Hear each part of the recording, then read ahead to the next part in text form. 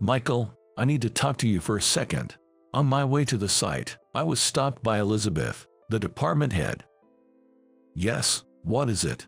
It was rare for Elizabeth to approach me, so I replied, bewildered. This isn't something to discuss here. Come to the conference room. Following her to the conference room, we sat down facing each other. Sorry, but you're fired. We've hired an employee with a higher education. I was speechless at the sudden announcement of being fired. My name is Michael Parker. I'm an engineer managing the company's distribution system.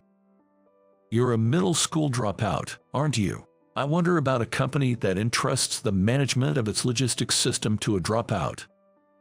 Angered by Elizabeth's words, I retorted. Does education really matter when it comes to managing?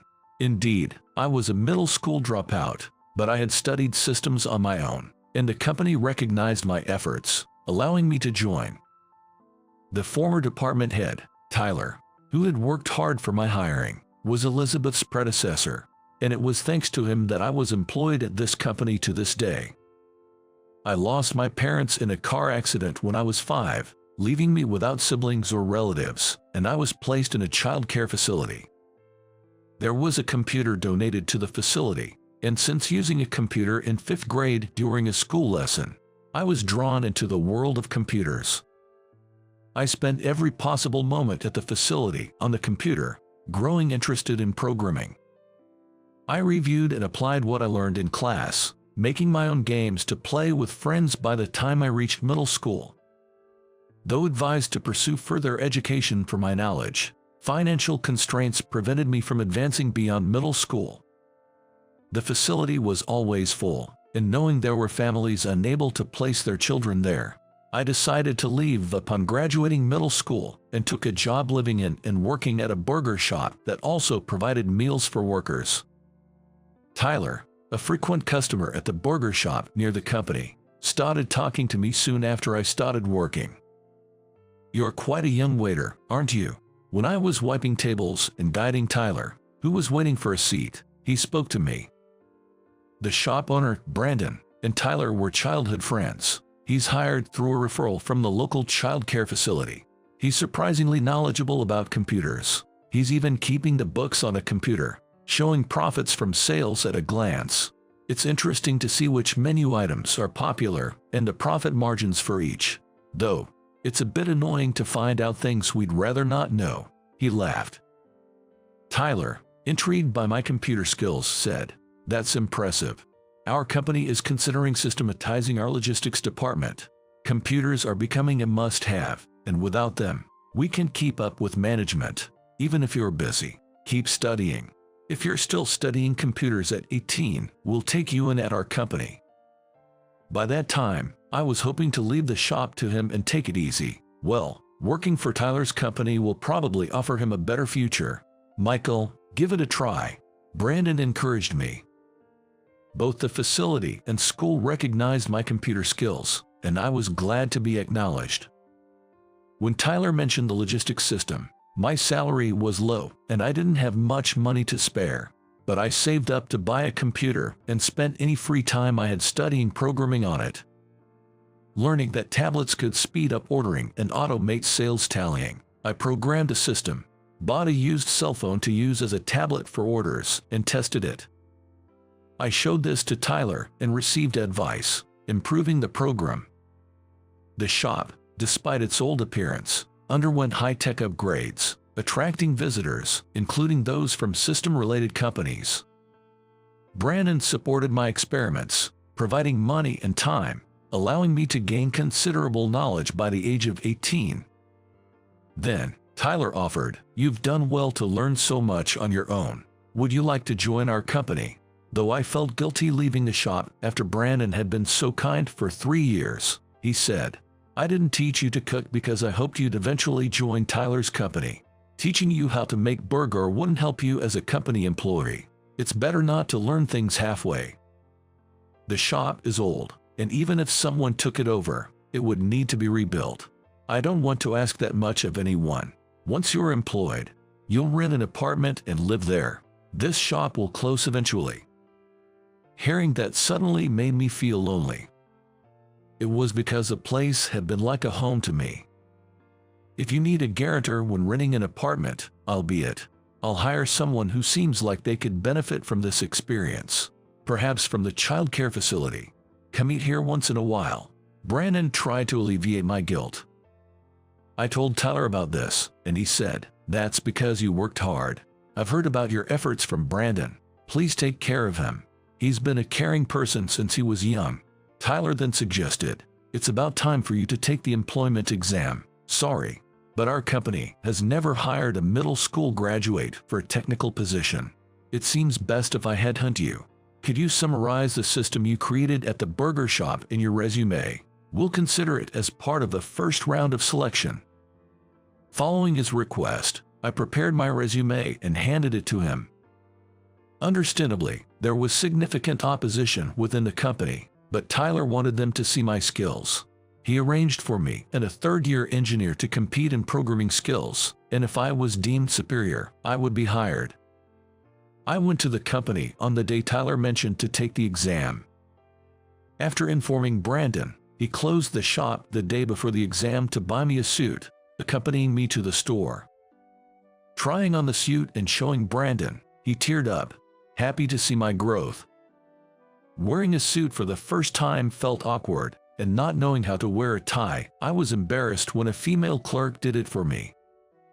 Teased by Brandon, someone commented, "You two seem like a close father and son." Upon hearing those words, I replied, "That's right. He's truly a wonderful father, and I love him dearly." When I looked at Brandon, he was moved to tears by my words. After Brandon paid the bill, I received the suit and thanked him. Embarrassed, Brandon patted my shoulder and left the store.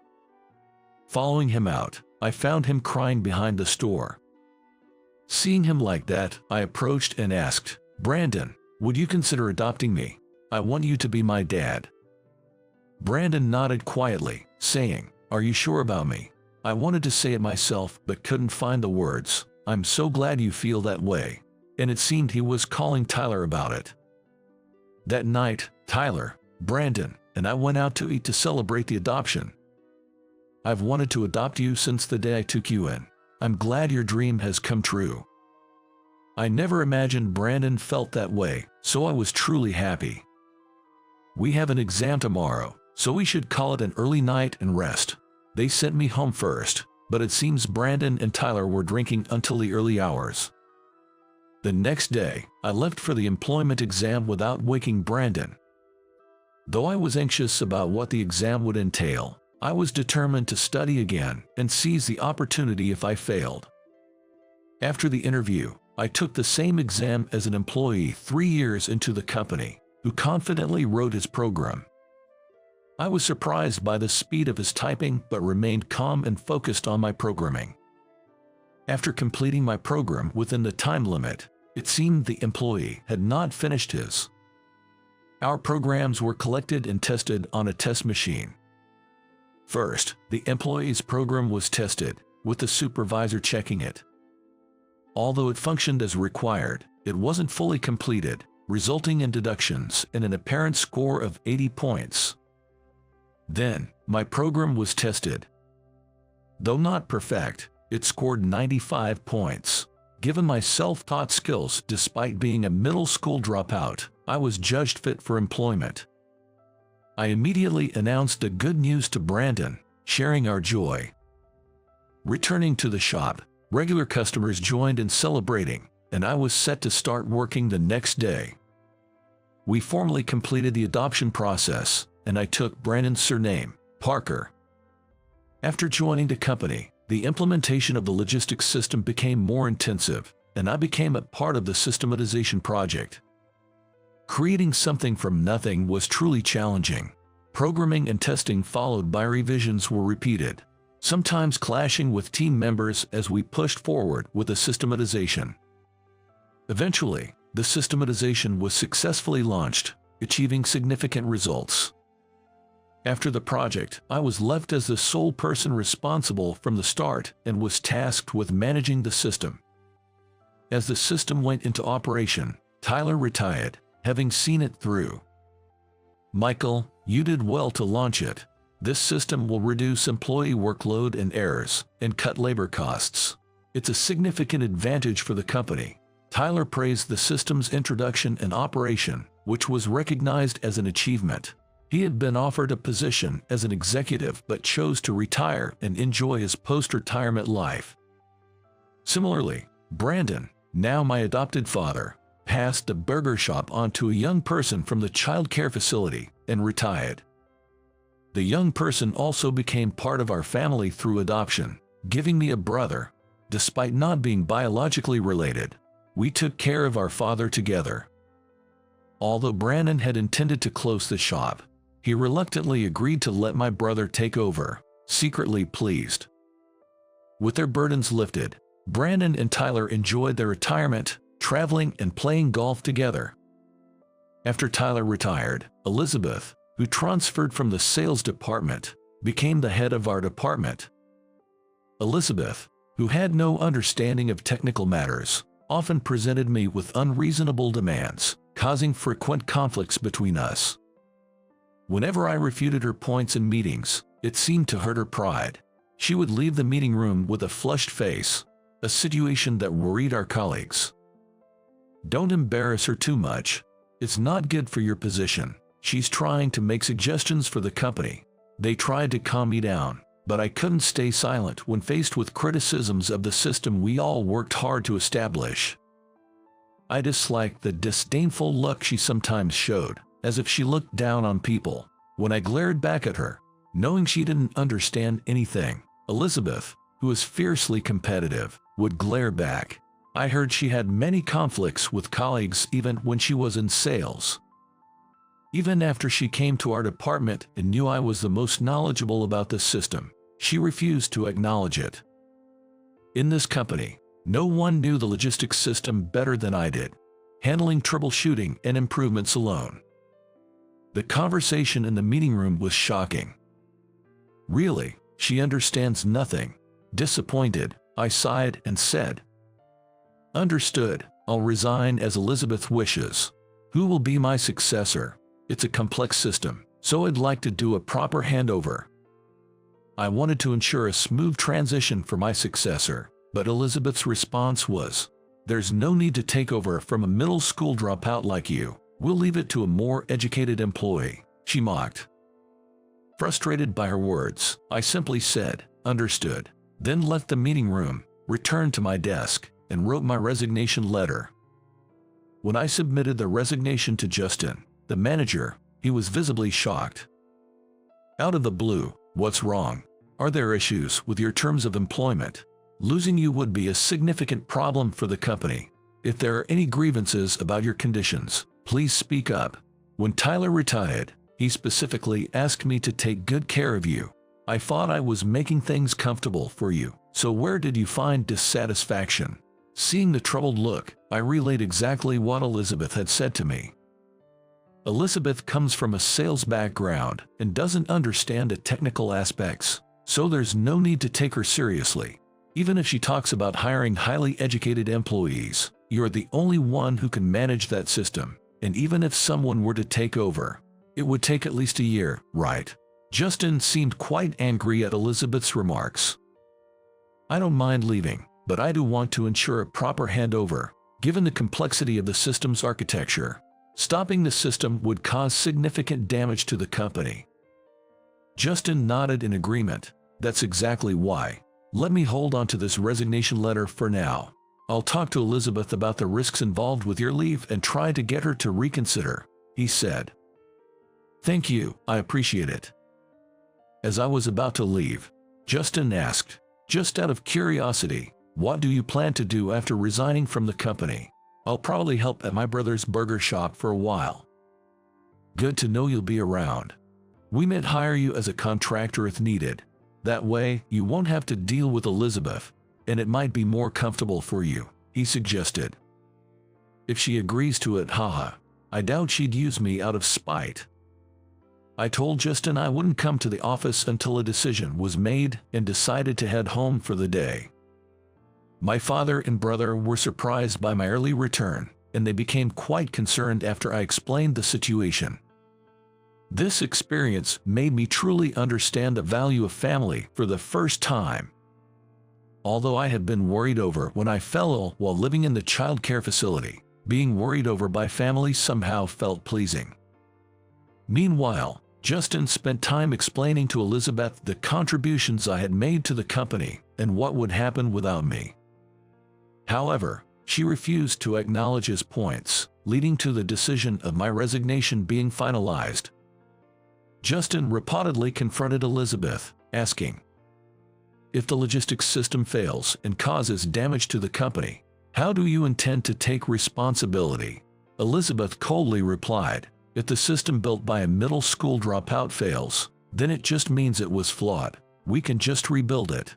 I don't think it's that difficult, especially since we've brought in employees from prestigious universities." Without taking her eyes off her computer, Justin relayed to me over beers at my family's shop, "Michael, I'm sorry. My inability to protect you is my fault," Justin said, downing his beer and asking for another.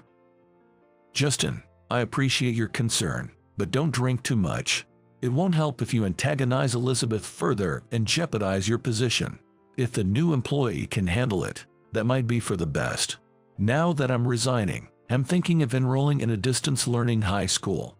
I've realized the importance of having at least a high school diploma," I mentioned.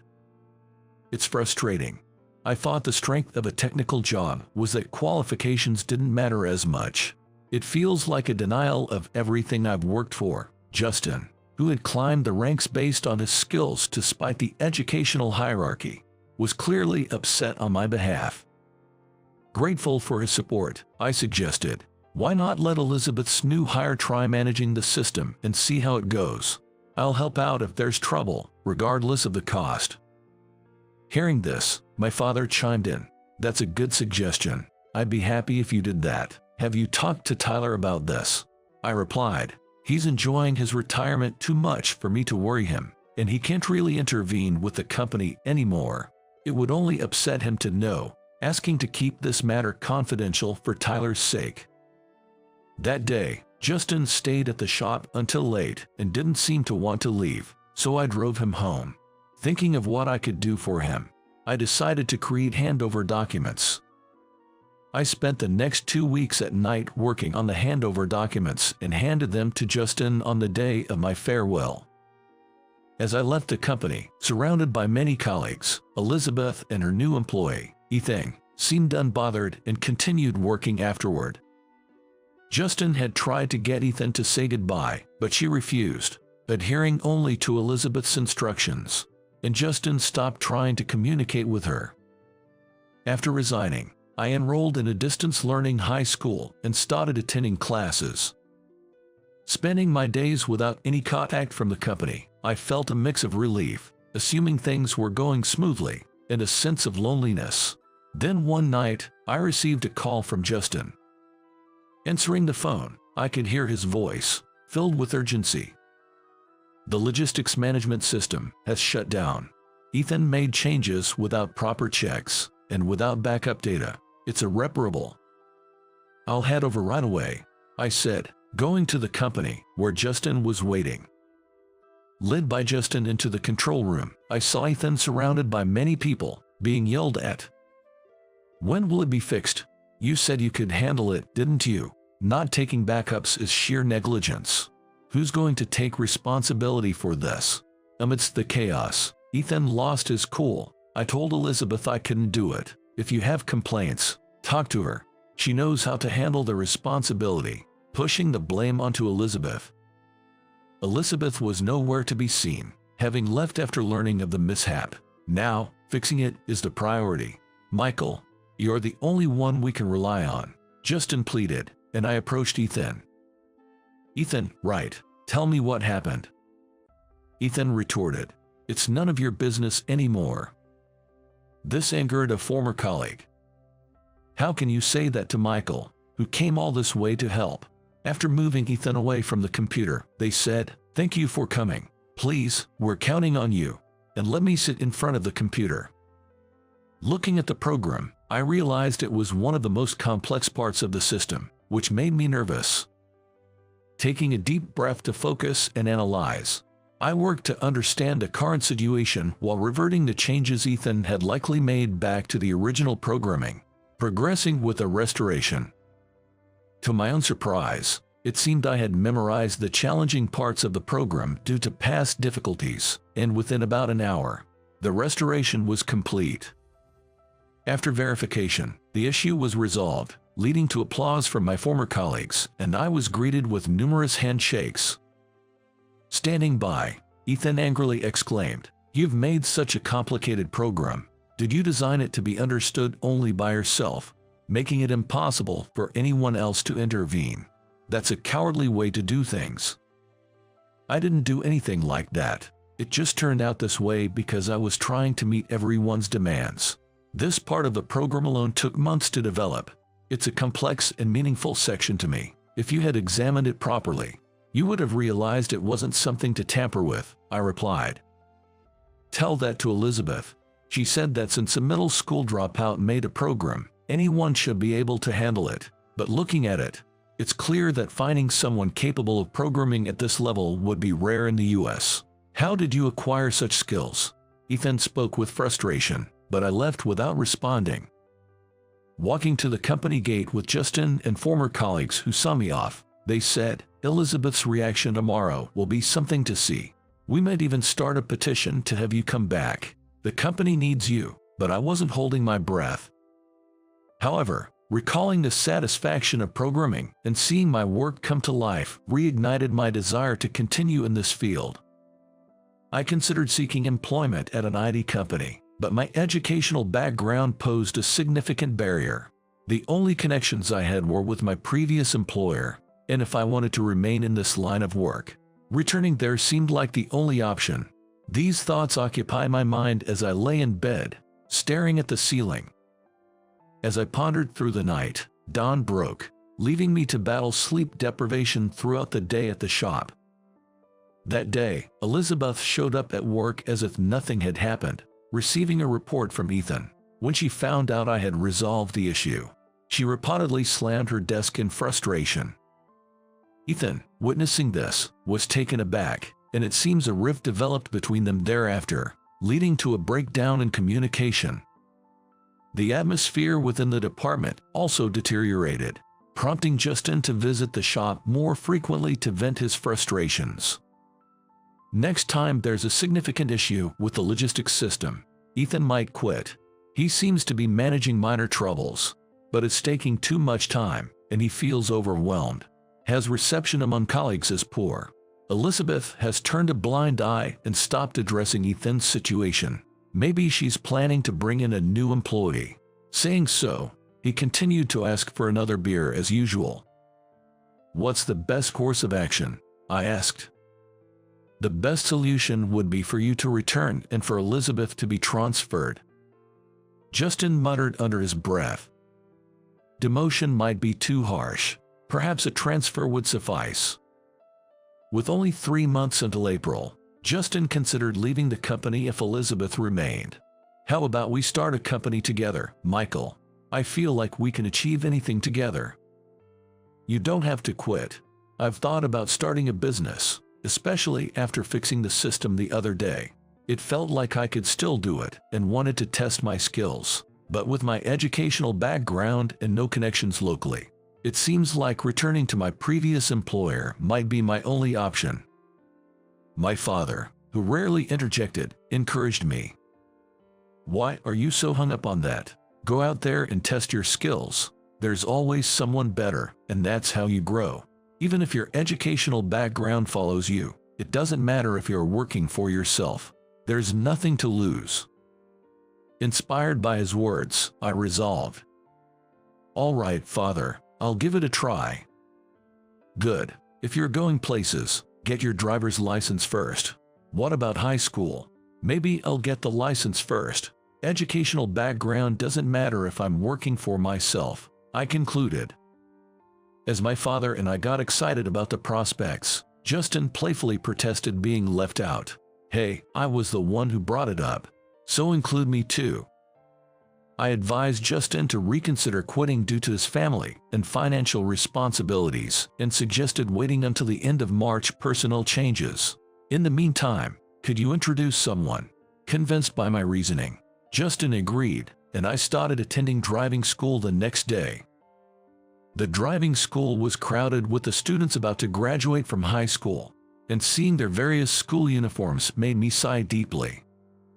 Thinking that these kids were ahead of me in terms of educational background, I felt frustrated, making even the thought of going to driving school painful. Despite the challenge, I was determined to finish as quickly as possible, attending every available class from morning till evening and obtaining my license in a month and a half. Next, I looked into buying a car during a break, and my father and brother approached me with smiles, handing me something. Seeing it, I immediately knew what it was. It was a set of car keys. They led me to the parking lot, where a white light van with a Narvis driver's sticker was parked. "This is for me." They nodded, and we got into the car.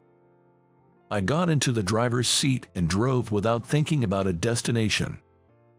We reminisced about the times we started working at the shop together, driving around until the gas tank was empty, caught up in our lively conversations.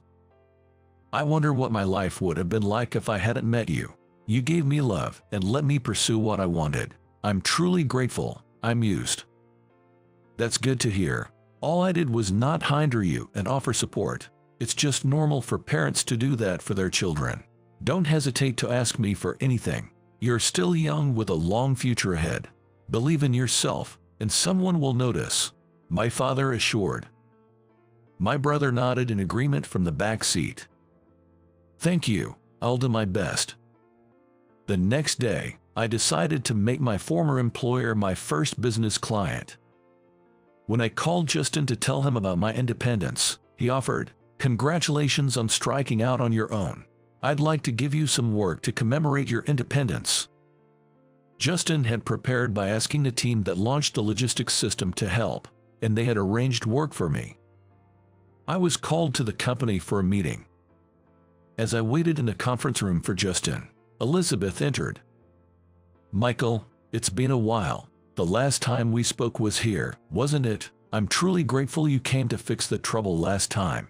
I didn't realize how capable you were and how much your colleagues respected you. Judging you by your education was a mistake, and I'm sorry." Elizabeth apologized me. "I know it's a bit late to ask you to come back, but would you consider being our exclusive contractor? It seems everyone feels more at ease with you around." I was surprised by her unexpected proposal. When Justin arrived late, he asked her, "Have you already discussed it with him?" "I've talked to him, but he looks as surprised as if he's been bitten by a fox, doesn't he? He might not believe it coming from me. So Justin, please explain to him," she said, then left the conference room. I heard the rest from Justin, who proposed that I stay on as a permanent contractor, albeit with yearly renewals, but I decided to decline. "Justin, I appreciate the sentiment, but I want to test my skills in various places. I want to see how far my abilities can take me. I can't commit to a permanent position," I said, declining the offer to stay permanently. However, I was able to take on work on a project-by-project basis. In creating programs, I involved Ethan, ensuring he understood the process well enough to handle any issues in my absence. This way, I could comfortably work with other clients, knowing Ethan's growth would also benefit. Believing that mentoring someone could also be a way of giving back, I shared all my knowledge with Ethan. He quickly grasped the concepts, fully understanding the logistics system program, allowing me to move on to other clients and gradually increase my workload. With the car given by my family, I traveled anywhere across the U.S., taking on any job that came my way. 5 years had passed since I started this lifestyle. I got married in my 3rd year of independence, and to everyone's surprise, my partner was Elizabeth. When I handed Justin the wedding invitation, he was astounded. After getting married, my wife quit her job to manage the accounting for my company, offering her support. Her stubbornness still causes some trouble since she never apologizes first after an argue, but she cares deeply for my father. Because she manages our home so well, I can travel across the country without worry. This way, I've always felt fortunate to be supported by others, allowing me to turn my passion into my livelihood. Someday, I'll become a father, and when that time comes, I hope to shower my family with the same love my father gave me.